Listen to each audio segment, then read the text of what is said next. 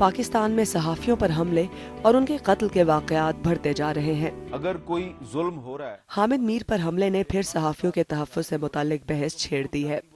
ان کے خاندان کی جانب سے پاکستان کی خفیہ ایجنسی پر الزام لگایا گیا تو ایجنسی نے الزامات کو مسترد کر دیا۔ حملے کی تحقیقات جاری ہیں۔ 3 سال پہلے اغوا شدہ صحافی سلیم شہزاد کی مسخ شدہ لاش سڑک کے کنارے سے ملی۔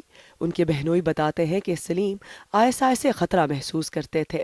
قتل کی تحقیقات جاری ہے مگر اب تک بے نتیجہ۔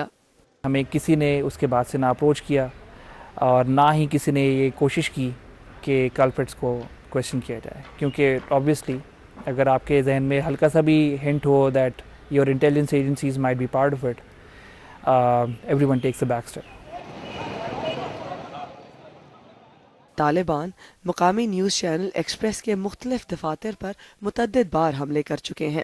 پشاور کے بیورو چیف جمشید بگوان کے گھر پر گزشتہ ہفتے میں 2 حملے کیے گئے، جس کے بعد وہ اپنے اہل خانہ کے ساتھ ایک رشتہ دار کے گھر منتقل ہو گئے ہیں۔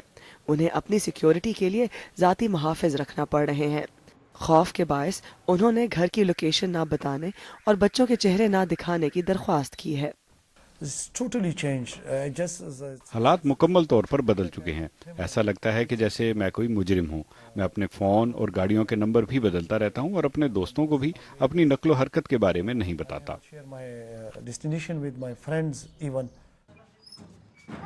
ان کے گھر والے چاہتے ہیں کہ وہ صحافت چھوڑ دیں، مگر نہ صرف انہیں اپنا کام پسند ہے بلکہ کوئی اور ہنر بھی نہیں آتا جس سے بچوں کی مالی دیکھ بھال ہو سکے۔ ارم عباسی، BBC نیوز، اسلام آباد۔